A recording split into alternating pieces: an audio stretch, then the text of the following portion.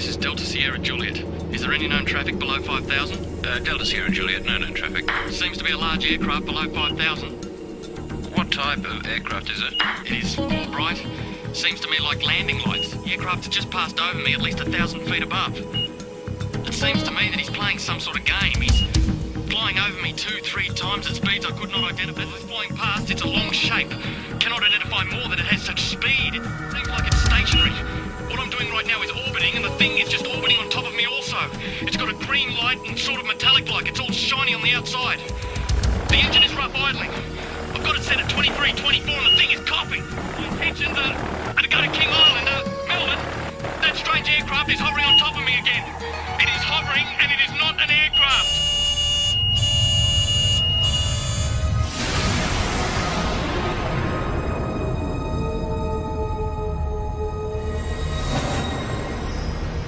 What you've just heard was a recreation of the final words spoken by pilot Fred Valentich before his plane disappeared over Bass Strait. Even though it's been 19 years since Fred disappeared, the mystery surrounding what happened to him still hasn't faded. He just vanished without trace, and his family believed he was taken by an unidentified flying object. Recent years has been an explosion of UFO sightings in Australia. Whenever you mention the topic, people seem to have their own theories and opinions, or even their own stories. It was orange like a sunset, and it was just spanning across the road. I can't move, man. Moving forward in time through the experience. Then this tall, dark being just appeared in front of the craft. I mean, it looks like a traditional, every day of the week, comic book flying saucer. They had large almond-shaped eyes, small bodies, legs and arms, and sort of grey in appearance. I think it's the first time in my life that I could identify of anybody telling me that they were scared they were going to die. Saying that this thing was only just down the bottom of his street. He could see that it was out in the water, it was sucking up water. Yeah, I believe it's a UFO. There are between 400 and 500 reports a month of UFOs in this country. Now, obviously, a lot of them can be explained, but about 10% prove to be true mysteries. Tonight you'll hear from people who've had these experiences. They're just normal Australians who can't explain what they saw.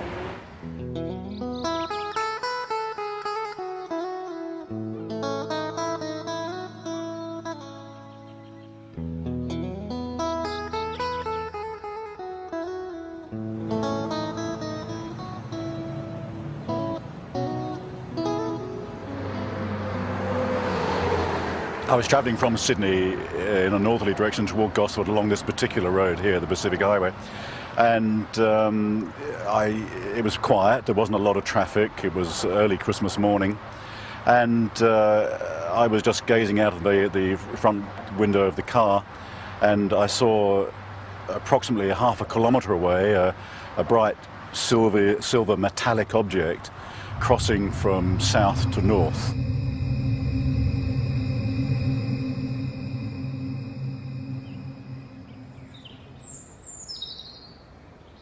I stood here not believing my eyes, because where I sit I can see the open water, and I just couldn't believe that this thing could appear on the water. It was some kind of craft, but it was completely surrounded in lights underneath and all around, and it just looked like a carousel. It wasn't anything flat.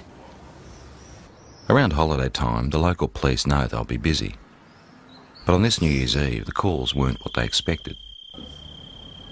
All people that I spoke to had exactly the same thing to say. There was no variance whatsoever in the object that was sighted. It was a huge chrome, very shiny object in the shape of a ball. At the bottom of the ball was a number of huge white lights. This object looked like it was sucking up water.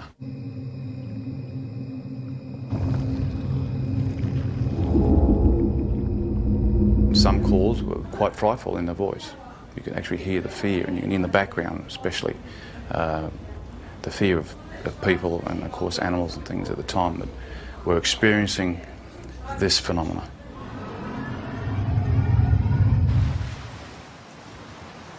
We're looking out above this headland here, and we're watching a bright light move in a strange fashion that you'll never see, or we never saw anyway. It was moving quickly and moved for instance, in a zigzag fashion. We were watching it for 10 to 15 minutes, move in this direction north, and we just saw this bright light, 15, 20 metres above our car. Just a bright light, emanating light towards our car. It was just awesome. All of a sudden I saw these lights come out of the water like a cylinder and flash, and the top of the water was all lit up. And as that light was up, I could hear the rushing of water, movement of water, and then the water being raised up, and then shortly after, down comes the water on top of the lake. I noticed this rather bright light that seemed to be on the right-hand side of the car, and it seemed to be following us for quite a while. And then all of a sudden it turned and went at a right angle right across the expressway in front of the car. It was large, round, and it seemed to have a stream of sparks flying out the back of it. I don't know what it was, but it was most peculiar. After the initial New Year's Eve reports to police, the local Sun Weekly newspaper got hold of the story. There were hundreds more people at home that obviously thought they'd seen something quite out of the ordinary, but were too scared maybe to come forward and actually say that they'd seen something. Our office, the day the report hit the streets, was amazing. We had caller after caller saying they'd seen the same thing. A lot of the witnesses were retired academics, some were policemen, nurses, school teachers, Sunday school teachers, lawyers, business people, some of the leading business people in the area. They were all people that had everything to lose and nothing to gain by even coming forward and making a report. All the people who actually saw it hovering over the water described these 4 or 5 shafts of bright white light coming down to the water and literally penetrating the water rather than reflecting off it. We also had descriptions of the water seething underneath it. Some people said it frothed, some people said it foamed, some people said it was steaming up. Overall, I'd imagine there'd be probably 3 dozen telephone calls on the night. Well, please, Sergeant Wenning. In particular, Sergeant Wenning remembers one very distressed caller. He told me he had been woken up from a deep sleep with thunderous noise and bright lights, dogs barking. His children had come into his bedroom screaming. He was saying that this thing was only just down the bottom of his street. He could see it was out in the water, it was sucking up water. The sound was like a million hummingbees. He didn't know what was going on. We investigated officially with the local aircraft, aerodromes, with the Air Force, with air traffic control, and again could come up with no explanation. While everyone can describe what they saw, no one seems to have the answer to exactly what it was or where it came from. It was moving in waves in the sky, which could only be described as a UFO.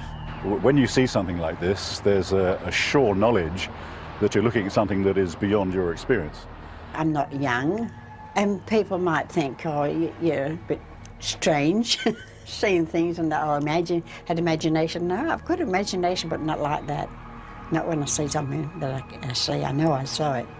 At first I thought, well, maybe it's some type of meteorite, but it was too large, it was travelling too slow, and turned a right angle, which I know meteorites aren't inclined to do. I was just bewildered how something could appear and disappear in the thin air practically. Well, I honestly don't know what they saw. We've gone right through all the realm of possible explanations, which leaves it as what a UFO truly is, a flying object which we cannot identify by conventional means. There's a saying that seeing is believing, and it certainly applies to UFOs. The most intriguing personal accounts come from people with no real interest or belief, until it happens to them.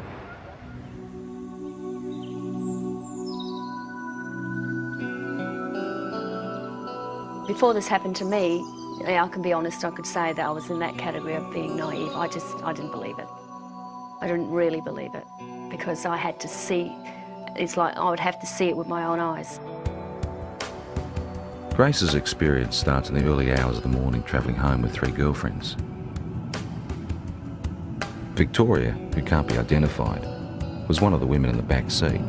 It's when I got a bit further down the hill that I noticed on the right-hand side of me some long oblong-shaped lights. I didn't know what they were. I mean, I only sort of caught a glimpse of a bright orange light sort of shining through. As I got down the hillside and started to come around the corner by this little hotel that takes us back through the back roads towards the freeway, one of the girls in the back noticed a very bright white light with a type of blue haze around it. When the girls were sort of saying, oh, maybe, you know, like it's a UFO, and, you know, we sort of like just laughed it off and said, don't be so ridiculous. The women continued their trip, but further down the road, more lights appeared. I heard Victoria and one of the other girls in the back there, they were commenting on something that was behind us. They actually thought somebody was coming up behind us, like a truck or something, because it was moving fairly fast and very bright. It was just such a bright as blinding light. It was orange like a sunset, and it was just spanning across the road. I got really scared, and I said to Grace, quick, just step on it. Because I knew there was a town just a kilometre up the road.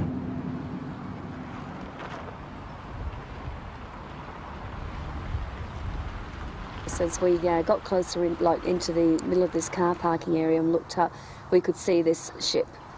Well, that's what you'd have to call it, because it was, you know, definitely not an aeroplane, and it was something from definitely not this world, that's for sure. It sort of moved across from this direction straight over the top of us.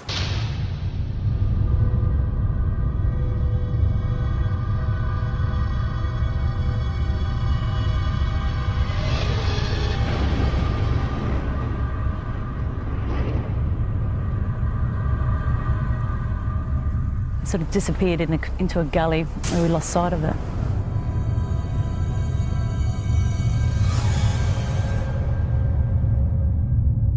We were scared for our safety. I mean, I've got to be honest, I think it's the first time in my life that I could identify of anybody telling me that they were scared they were going to die. Because I was. When I got to the opening of the drive here, the other girls noticed that there was something else up, some activity up there in the sky. We were still scared. We didn't know what they were either. They seemed to be moving in a direction that this other craft had gone over and gone down. So the first thing you think of, just pull in someone's driveway. And as I pulled in, the light was so blinding, it actually was hurting our eyes to look at it. Then I noticed a figure coming. It wasn't a human, it definitely was no human, that's for sure. I felt threatened by it, I felt really, really threatened by it. That was the closest thing I've ever experienced, the thought of actually, you know, coming close to death, I suppose, which sounds pretty silly, but the fear I had was like that, like I wasn't going to see my family again. And the weird thing is that it's not the normal thing to talk about and for people to accept. But, you know, it's been 3 years now, and I still feel very distressed by it. In the weeks, I felt a lot of doubt with what happened to Grace. I didn't believe it, truly believed it, because I hadn't experienced anything like that myself. So I didn't show it either. I mean, I didn't show that I didn't believe it, because I think it was important that I looked like I was supporting her, so that otherwise, you know, she might go sort of, you know, off the rails if she didn't feel she had some support from her husband. But 2 weeks later, those doubts disappeared. What's work? Late one night, they were both woken by their distressed 15-year-old son. He was dead set that he had presence in his room. You know, there was somebody in his room. And one thing that he kept saying at that time was that, can you hear that sound? And he kept pointing up to the ceiling. And we could hear this low drone sound. I knew then I'd heard that sound before. We got back into bed and I was laying there. And I thought, do I lie here and just let this thing go through and just, you know, try and wipe it off as another bad experience, or do I actually get up and look, and if it is what I think it is, then maybe my husband will be able to see for the first time and he will believe. I just couldn't believe what I was seeing. When you see an object that's just sort of floating through the air, like at slow pace, and you think to yourself, oh my God, it struck me as, you know, being awesome. It's just something unbelievable. It was a relief that he was able to see this thing, and all I kept saying was that was the thing that was there the night when I was with the others. Certainly by its nature, by the way, characteristics of the way it just hovered across the house at a slow pace, yeah, no, nothing man-made. Not from this country, not from this earth, I should say. So you want me to... Even though Grace and her husband ended up experiencing the same craft, their ways of coping with it differ. Take them down to training. You either accept it or you don't accept it, and I tend to say now, after I've seen it with my own eyes, I accept it, but I don't, you know, harp on about it and talk about it, and if it's just one of those things you try and leave as a part of your life that's happened, and let's get on with things, let's move on from here, you see. And that's how I sort of try and treat it, rather than try and find an explanation as to what it is. Yeah, I really don't have a theory yet. It's basically, it's more the fear. Again, I don't know why, because I'm still here and I am healthy, you know, I mean, but the fact is it's just a worry because you don't know. You just don't know. What do you reckon it is? Got no idea. Images of UFOs caught on video over the years tend to raise more questions than they answer. Ron, they are visitors. Yeah? Yes, yes. UFO. Working out whether there is something out there has intrigued researchers for years.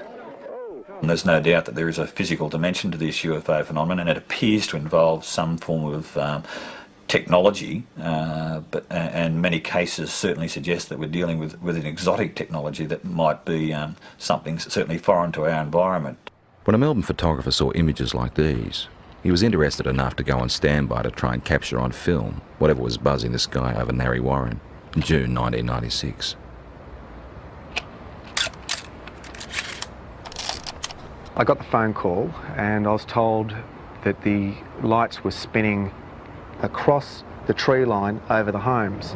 What I did was put the camera onto the object, allowing it just to come into frame, hit the shutter, count to 20, stop, wind, move the camera to the next part of the frame, start the shot, count to 20, let it go, and so forth. The first night, the result of the photographs showed just light trails of this object going across over the tree line. The second night, with higher speed film and the higher magnification lens, is where we actually captured the shot of the disc. This thing was, the only way to explain it was moving across the air like ice on a hot plate, very, very smooth. Later in the program, Doug's photos will be studied by an independent expert. Well, it was flying, it's unidentified, and it was definitely an object. What it will be, and I hope with the analysis will prove me right. But yeah, I believe it's a UFO. In the UFO community, the term hypnotherapy is like a buzzword. It's the thing to try if you feel you have secrets of the past to unlock. While mainstream medicine doesn't necessarily recognise it, people who've had UFO encounters believe it helps.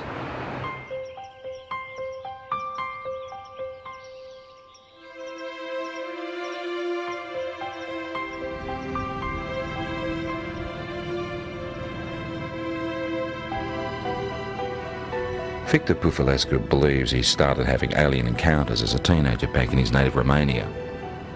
He's turned to hypnotherapy to try and find out exactly what happened. It's like being a good soldier. You just obey orders. This is actually probably the best description of hypnosis process. Loosen limb, deeper sleep. Loosen limb, heavier and heavier. Not a worry, not a care. Deeper, deeper, and deeper. Hypnotherapy is a way of allowing us to get into the subconscious mind.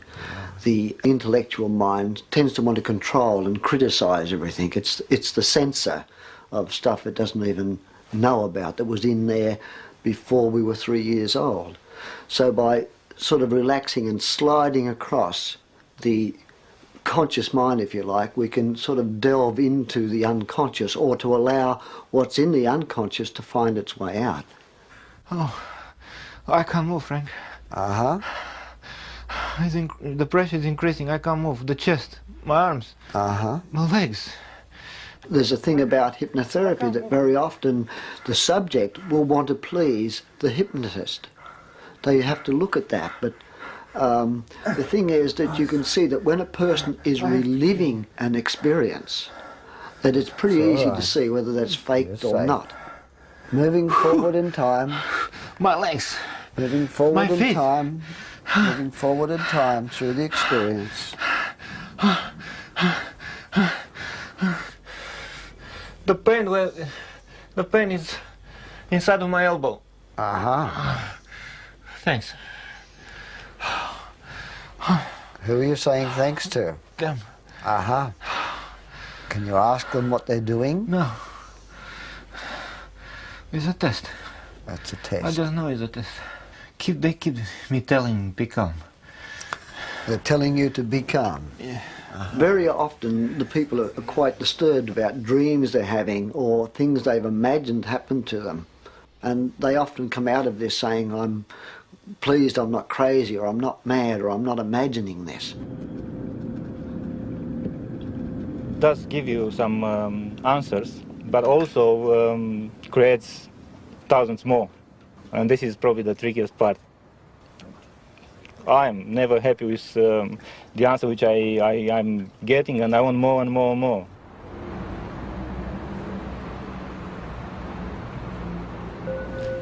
Just relaxing as much as you can with every breath.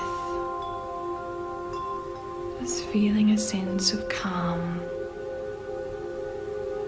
From 1992, there was a very strong correlation with awakening psychically and with my healing work to having these experiences. Elizabeth Robinson is a spiritual healer and therapist who says she's been having extraterrestrial experiences since childhood, but is only now starting to accept them. I mean, when they started with me, I thought, my God, this is bizarre. You know, this is crazy. This is in the realm of science fiction. But I know now I've had to work through that and struggle with it, and I've denied it like hell for 5 years. And I can't deny it anymore. Elizabeth says she started seeing creatures like these around her home in Perth in 1992. There were 3 beings standing there. They had large shaped heads, bigger at the top to chin at the bottom, large almond-shaped eyes, small bodies, legs and arms, and sort of grey in appearance. But they looked at me with a sense of intent and intelligence. Soon after, Elizabeth's daughter talked of being visited by a lady during the night. Elizabeth believes it was one of the same beings. And I looked down on the desk, and here was a drawing of this being, this same being that I had seen. And I said to Jessica, who did that? Because I knew that at 2.5, her drawings were scribble drawings. And she said, oh, that's the lady.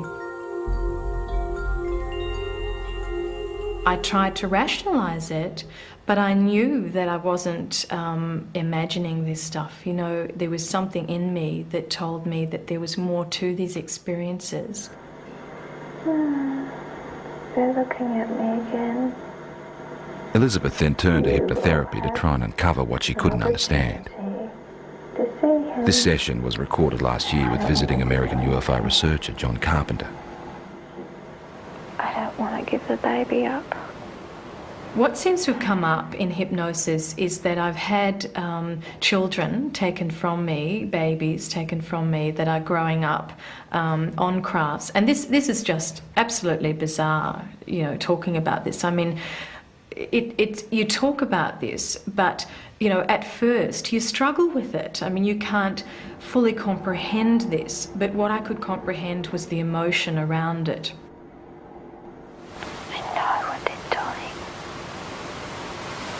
They say it's time.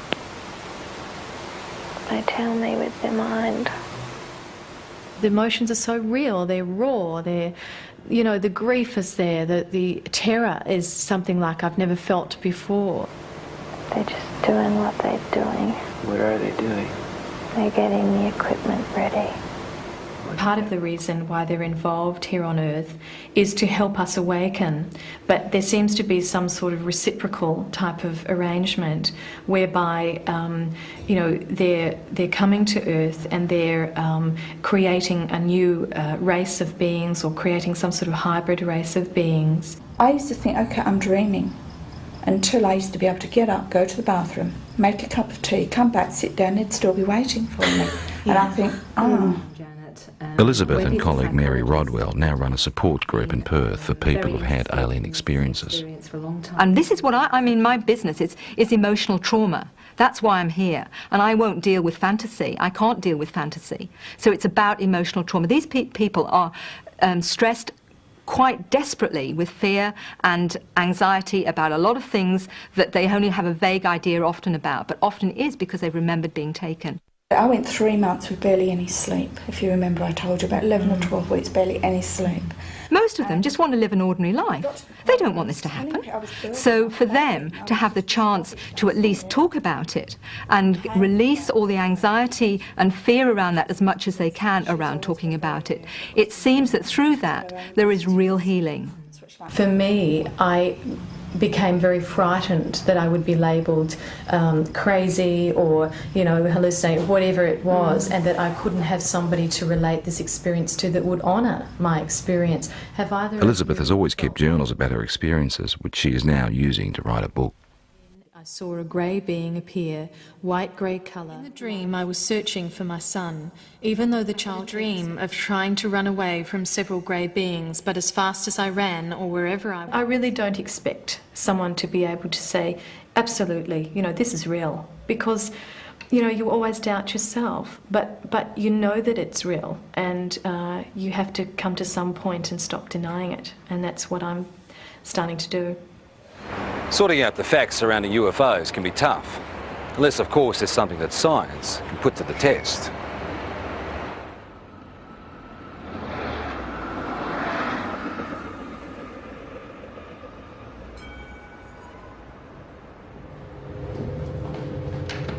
Earlier in the program we saw photographs taken by Doug Page. The time exposures show what Doug believes is a UFO hovering near his home in 1996. Now, has this been observed by other people as well? Practically all of Narre Warren. Okay, so that was seen, but not as a streak, because this is a time exposure. So it was simply an object of some sort traveling. Correct. In somewhat of a line, but as you can see, it goes up and down here. This type of negative sleeve will take... The professor would like to examine the negatives that come before and after the pictures in question. Explain to me why... But Doug has used the ends of rolls of film and discarded the shots he felt didn't work. Now, when the films were actually ready for handling, I'd lay them out and I went through them and I go with the scissors and I just go cut, cut, into the bin, cut, cut, put it there, and that's what I did. Okay. After examining the camera the shots were taken with and checking density readings on the negatives, the next step is to enhance the images on the computer. I don't rely on computers for analysis. They're a bit of a tool. They sometimes let us see things a little bit better, but to actually definitively say that a particular thing is something, I stay away from that. That's right. How did you focus the camera? Just on infinity. Okay, so if you focused on infinity, technically the tower should be sharper in focus than the tree. Should be, shouldn't it? Mm-hmm. But it's not. Interesting question, isn't it? It's a good one. The only trouble is there's no sort of guarantee, of course, in the darkness that it hasn't moved off set either, but I had that set for infinity. Okay. With some of the technical questions out of the way, it becomes an issue of individual perception. Very specific things here. I see a disc-shaped object. I see something with a rim. Okay, there is definitely a lip.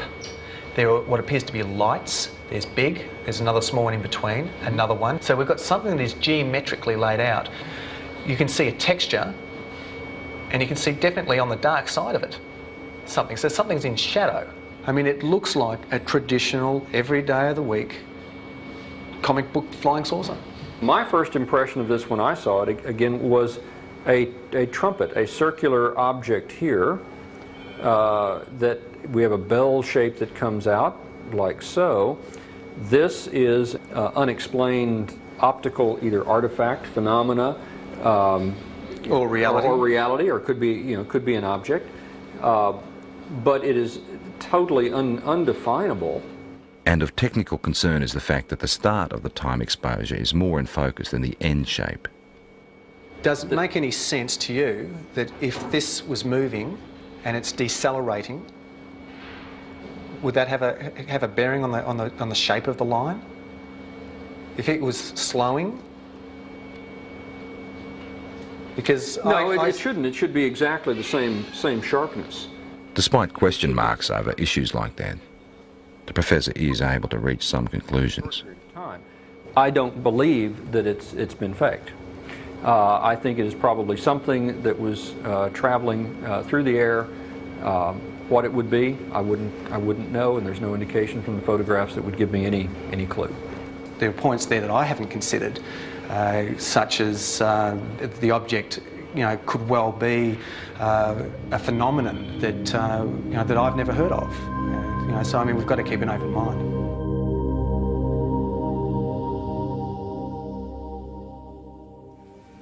I don't know, maybe between 6 and 8, I would assume. Okay. They were fairly intense, or? Yeah, they were very close together as well. Right, okay. 4 years ago, Kelly Carr was a mother and housewife with no interest in spaceships or aliens. Now she's using technology to reconstruct images of her own encounter. It does give the idea of the lights there, but the brightness of the light, it gives a good impression, except that the colour doesn't seem right. Kelly's account starts in August 1993. My husband and I were driving up to my girlfriend's place in Monbulk, which is in the Dandenong Mountains. We were driving on Belgrave Hallam Road, and it was just on dusk. I saw what I thought was round orange lights in the field. It looked unusual to me. Later that night, retracing their route home, Kelly noticed something else unusual. It's about a kilometre or so in front of us, about twice the height of the treetops. We could see this object, which at first I thought was a blimp. It had the shape of a blimp, but it was light. As we got closer to it, the light seemed to sort of separate, and it was actually these a row of round lights, and they were orange. It appeared like there was silhouettes standing in these round orange circles, like people, but you could only see the black outline. Well, I just said to my husband, look, there's people in there. And the minute I said that, it shot off to the left of us. Within 1 or 2 seconds, it was gone completely. About a kilometre or two further down the road, as we kept driving, I came across at least what I thought was a screen or a wall of light across the road. And my heart started racing and the adrenaline was sort of pumping through my body, and I'm thinking, we've just seen us back down there, we're in for, a close encounter. Then the next instant, nothing. We seem to have actually covered a fair distance that I don't even remember covering. It might have been possibly close to a kilometre that I don't remember actually travelling. There was no light. There was nothing blocking the road. Kelly says it wasn't until weeks later she remembered actually getting out of the car that night.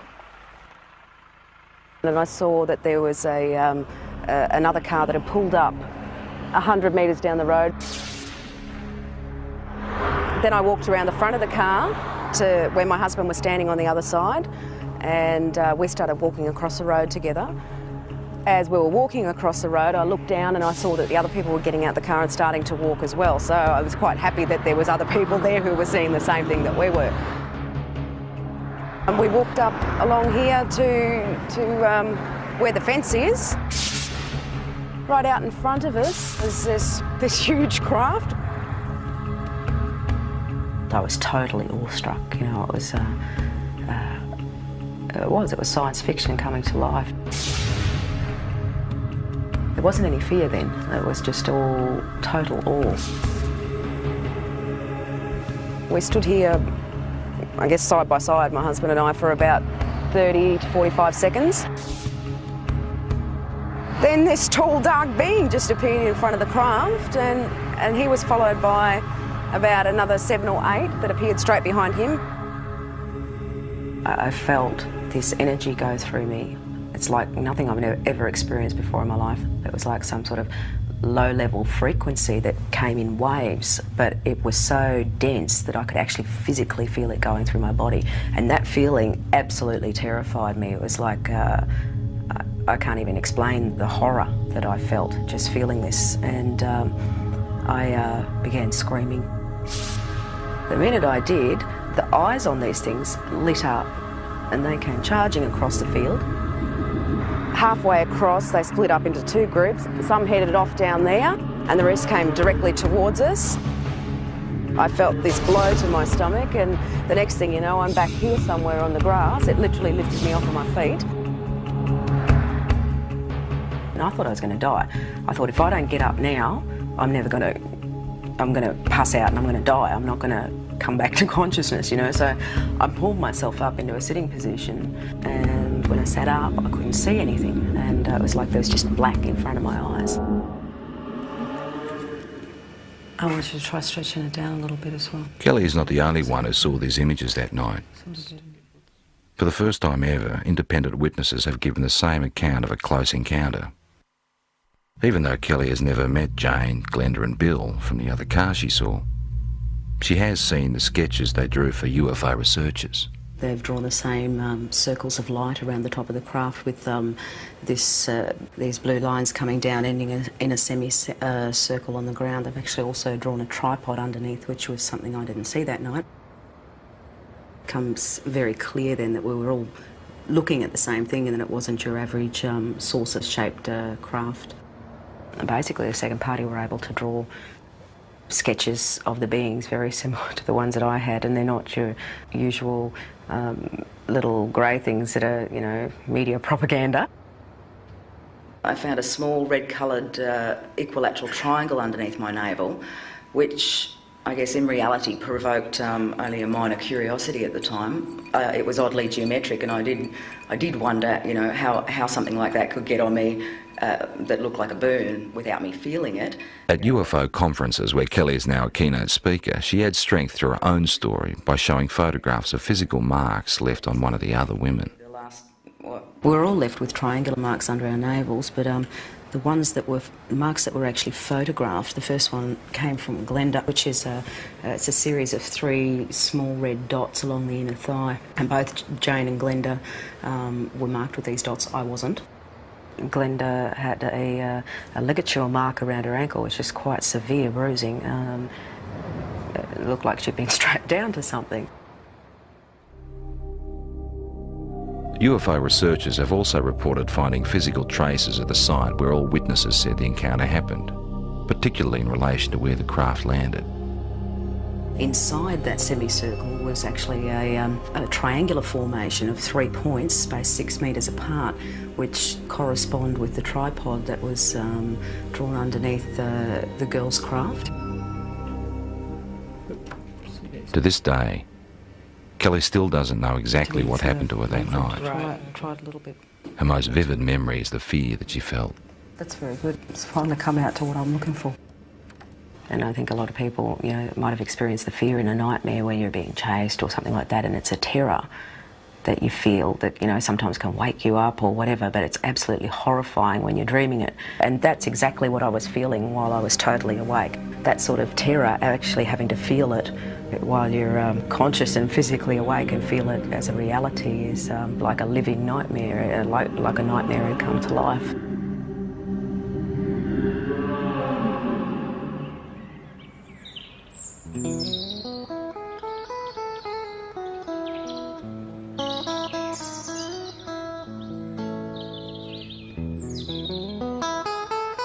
We've moved out onto 138 acres. We don't have electricity. We use all our own fuel, like for both our fires. We're in the process of trying to become self-sufficient as far as food's concerned. We just lead just a very different lifestyle. Denise Borrett says it's her encounters with strange beings that have helped her make the decision to live this way. There's one of our missing. I believe at the moment that they're giving us quite a dire warning about what's happening to the planet and what's going to happen to us unless we actually wake up to what we're actually doing. They seem to open parts of your mind that aren't opened before, and or they help you to do that. I don't know, but all I know is that I'm a very changed person since I've had my experience. Well, lifestyle changes you'd think shouldn't happen to people if these things aren't physically occurring. So I guess it's a little piece of evidence to suggest that something really startling and extraordinary must have happened to a person because of the changes that they do go through. Denise says her visitors have the ability to render her husband unconscious, so he never actually experiences the aliens, but he does have physical scars.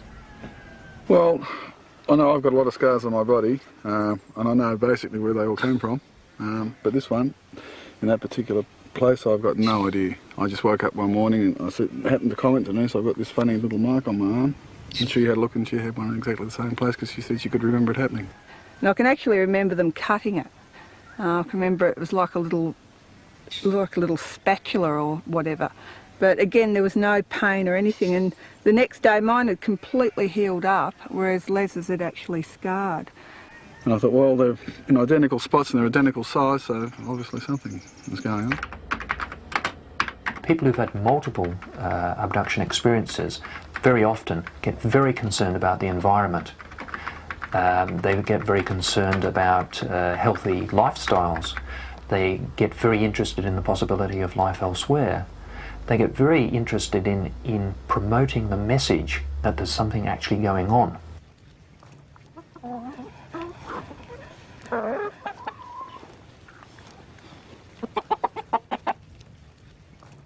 If things do go haywire on the planet, like I believe they will, that we at least will be able to feed ourselves and not have to rely on man-made energy to keep ourselves going.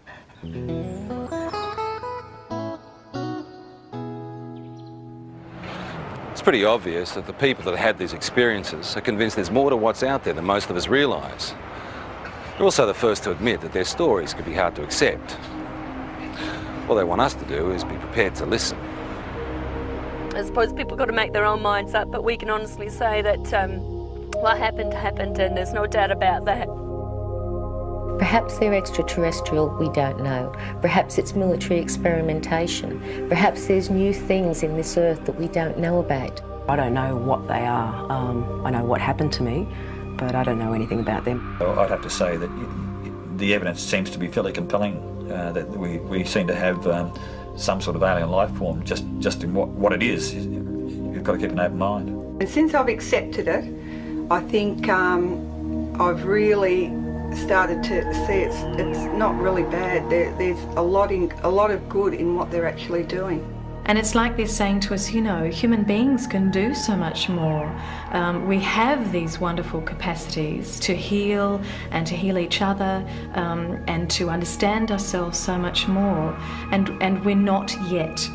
Where they come from, I honestly don't know. I would hope that before I die, one day I find out.